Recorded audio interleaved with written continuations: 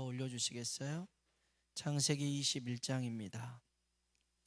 창세기 21장 14절로 21절에 있는 말씀인데요. 창세기 21장 14절로 21절에 있는 말씀을 한 절씩 서로 교독해 보겠습니다. 제가 먼저 14절 읽겠습니다. 아브라함이 아침에 일찍 일어나 떡과 물 한 가죽 부대를 가져다가 하갈의 어깨에 메어주고 그 아이를 데리고 가게 하니 하갈이 나가서 브엘세바 광야에서 방황하더니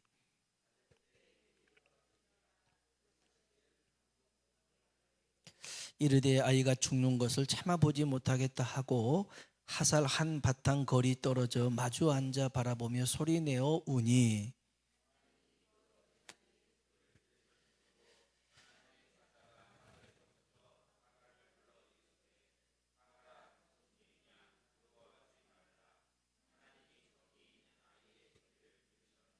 일어나 아이를 일으켜 네 손으로 붙들라 그가 큰 민족을 이루게 하리라 하시니라.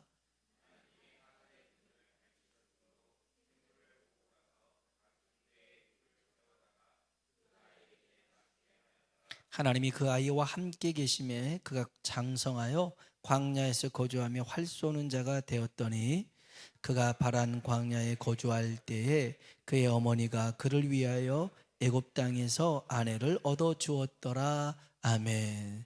우리 한번 인사할까요? 하나님의 은혜가 당신에게 임하기를 원합니다.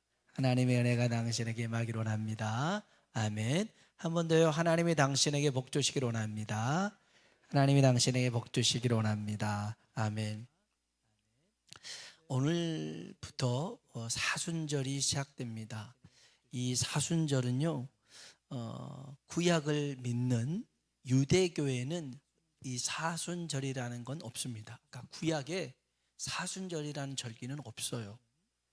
그런데 신약에 와서 이제 신약 시대부터 이제 등장하게 되는데 신약 시대에는 없어요. 니케아 종교 회의 때 이제 부활절을 이제 지정을 하면서 부활절에서 주일을 뺀 나머지 40일을 딱 세보면 수요일 날 항상 시작합니다. 그래서 이 오늘을 재해 수요일이라고 해가지고 이스라엘 백성들은 슬픔을 또 큰 고통을 아니면 회개를 할 때에 그 죄를 뒤집어 쓰고 또 몸에 바르는 일들을 하는데, 그래서 이 사순절이 어떤 그 참된 회개부터 시작하여서 하나님의 그 은혜를 구하는 그런 시기로 갔습니다. 그래서 대부분 이때 교회사 쪽으로 보면 이 40일은 또 성경에 좀 많은 의미가 있어요. 예수님도 40일 동안 광야에서 시험을 받으셨고 또 모세도 40일 동안 가서 하나님의 말씀을 받았고 40일은 의미가 있는 것인데 여튼간에 이렇게 지내고 이제는 부활주일날 세례를 받는 일들이 왕왕 있었습니다. 근데 이제 제가 말씀드리고 싶은 건 뭐냐면 사순절은 부활절이 있기에 생겨난 절기입니다. 부활절이 없으면 사순절은 없어요. 그러나 예수님이 부활하신 그 날부터 이제 40일 주일 빼고 40일을 헤아려 보면 항상 수요일 날 이 사순절이 시작되어지더라는 것이죠. 그래서 여러분 이 사순절은 고난만 생각하는 게 아닙니다. 부활의 소망을 바라보면서 우리가 이 시간들을 은혜 가운데 나아가길 주의 이름으로 축복합니다. 우리 지난 시간 사라와 하갈이 이제 불편한 사이가 되어서 하갈을 내쫓아야 되는, 이스마엘을 내쫓아야 되는 상황이 도래했죠. 그건 아브라함에게 매우 몹시 근심되는 그런 일이었다라고 그러죠. 우리 11절 말씀 한번 볼까요? 읽어봅시다. 아브라함이 그의 아들로 말미암아 그 일이 매우 근심이 되었나니. 아멘. 정말 아브라함에게 찾아볼 수 없는 것인데도 이렇게 아브라함은 매우 근심하게 되었었어요.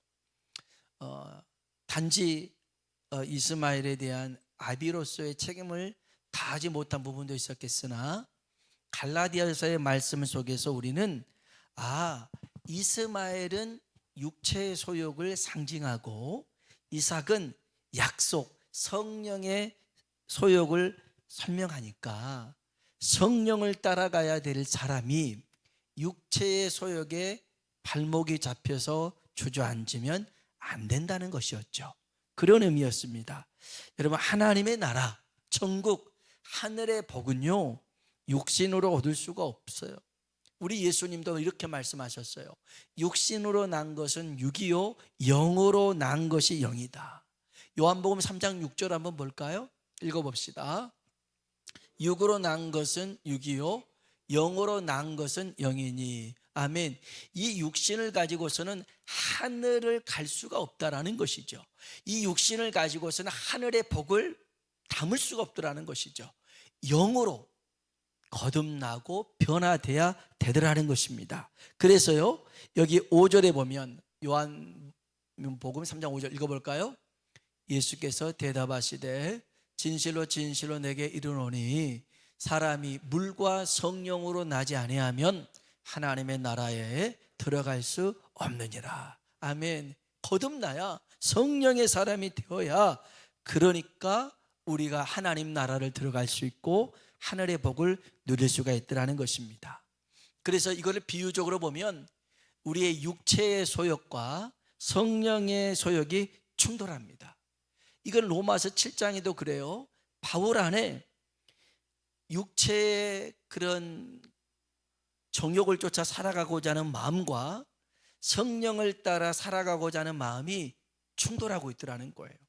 충돌하고 있어요. 이것이 무슨 뜻이냐면 믿음이 있다라는 뜻입니다. 우리 안에 믿음이 있으니까 하나님의 말씀과 내 생각이 충돌하는 것입니다. 그런데 믿음이 없잖아요. 믿음이 없으면 하나님 말씀이 전혀 떠오르지 않습니다.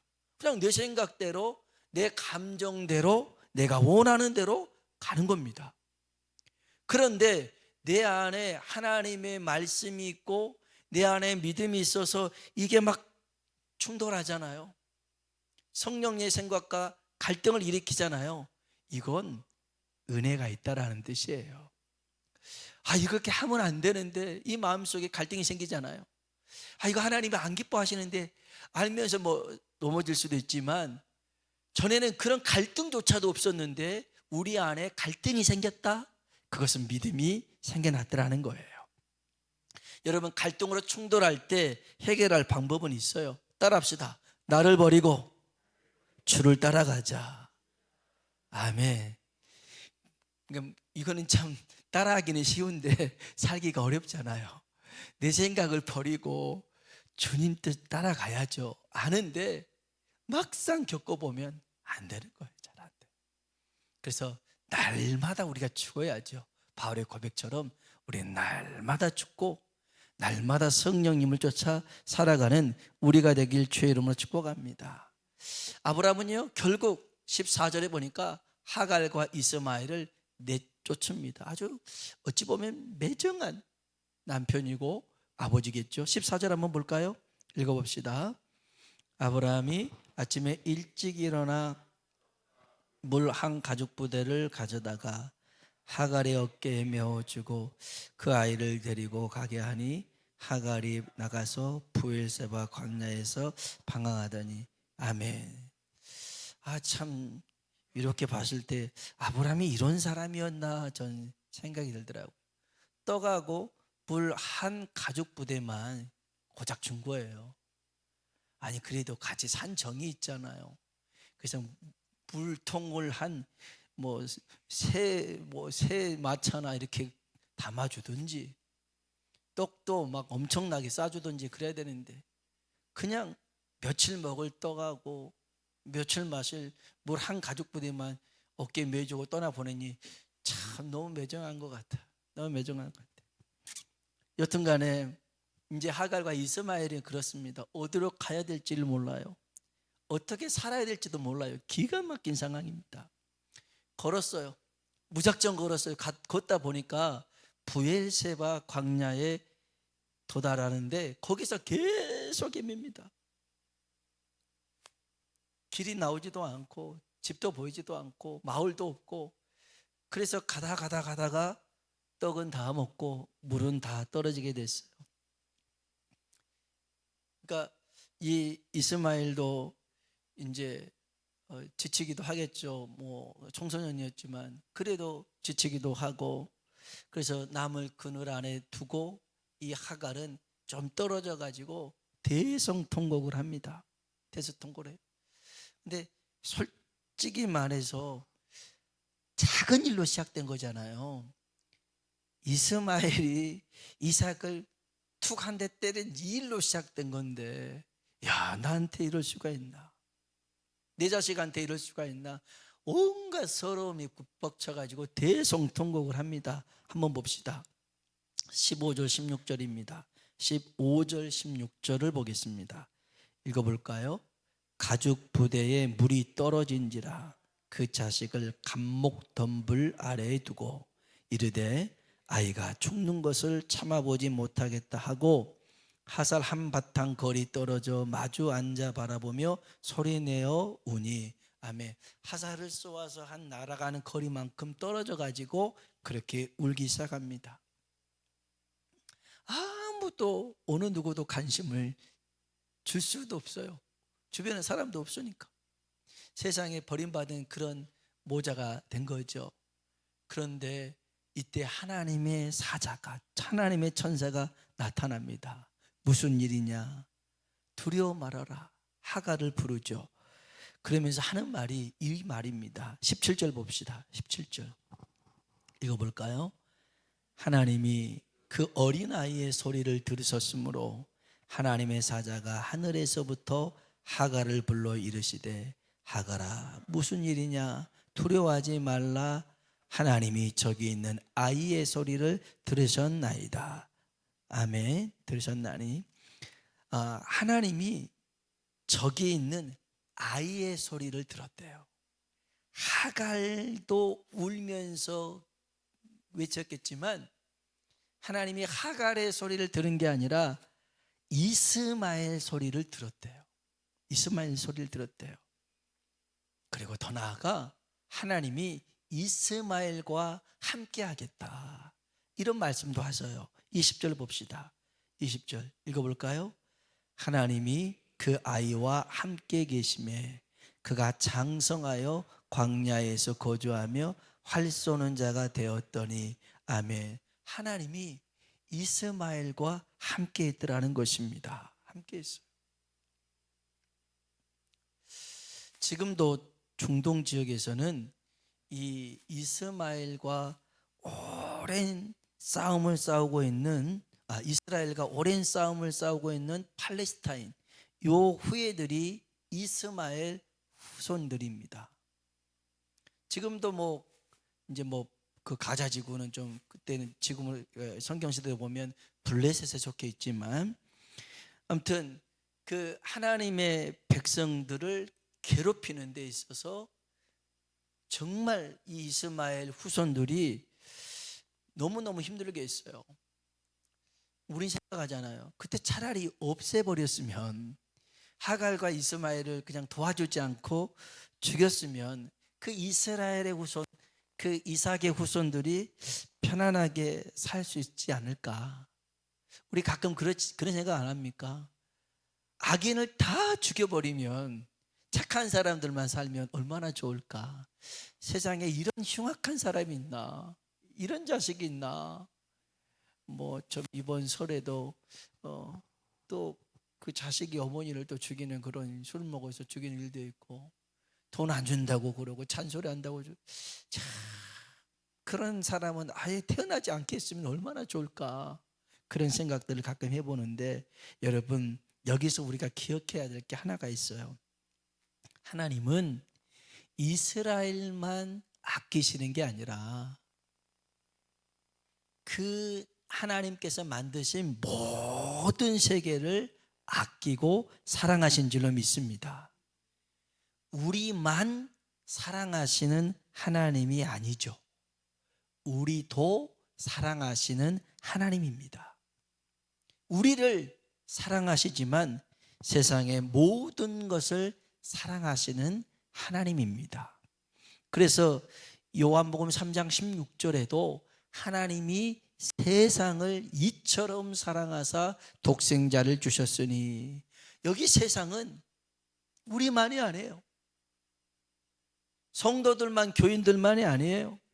아직 죄 가운데 살아가고 있는 사람들, 어둠 속에 있는 그 사람들도 하나님이 사랑하시더라는 거예요. 여러분, 우리가 전에는 어둠 속에 있었어요. 죄 가운데 있었다고요. 그런데 하나님의 큰 사랑이 나타나서 은혜를 입어서 목사가 되고 장로가 되고 성도가 되었어요. 우리도 얼마 전까지만 해도 죄 가운데 살았다고요. 그런데 세상을 사랑하시는 그 하나님의 사랑으로 우리가 살게 된 줄로 믿습니다. 여러분, 요나라는 사람은 이런 생각에 굉장히 편협한 보수, 이런 말씀 안 되는데 편협한 사람이었어요. 보수도 아니고 진보도 아니에요. 저는 아무 말도 안 했어요. 정치에 민감한 시기니까. 그런데 편협한, 나라만 생각했는데 그런 사람이었습니다. 그래서 자기 나라를 괴롭힌 이 니느웨, 이 아수르라는 나라는 완전히 세계에서 없어져야 된다, 그런 생각을 가지고 있었어요. 그래서 하나님이 그 요나의 생각을 깨트리기 위해서 풍랑을 준비하고 큰 고기를 준비해 가지고 깨트리기 시작합니다. 그러나 잘 안 깨져요. 안 깨져요. 회개하는 척 했다가 또 만나니까 또 그 생각들이 또 도지고 또 도지고 또 도지고, 그래서 박농쿨을 통해 가지고 조곡해 했다가 벌레로 씹게 했다가 동풍을 불어가지고 괴롭게 했다가, 그러면서 하나님이 깨닫게 해주시는 게 뭐냐면 요나서 4장 11절에 있는 말씀이에요. 같이 한번 읽어봅시다. 하물며 이 큰 성을 니느웨에는 좌우를 분별하지 못하는 12만여 명과 가축도 많이 있나니 내가 어찌 아끼지 아니하겠느냐 하시니라. 아멘. 이게 요나서의 끝이에요. 더 없어요. 내가 아낀다는 거예요. 너도 아끼지만 이 니느웨 사람들, 그 짐승들도 내가 아낀다는 겁니다. 요나가 이 하나님의 마음을 좀 깨달았으면 좋을 텐데 깨달았을지 없었을지는 모르겠어요. 근데 하나님은 하나님 믿는 사람들만 아끼는 게 아니라 하나님을 알지 못하고 믿지 않는 저 어둠 속에 있는 사람들도 아끼십니다. 아끼세요.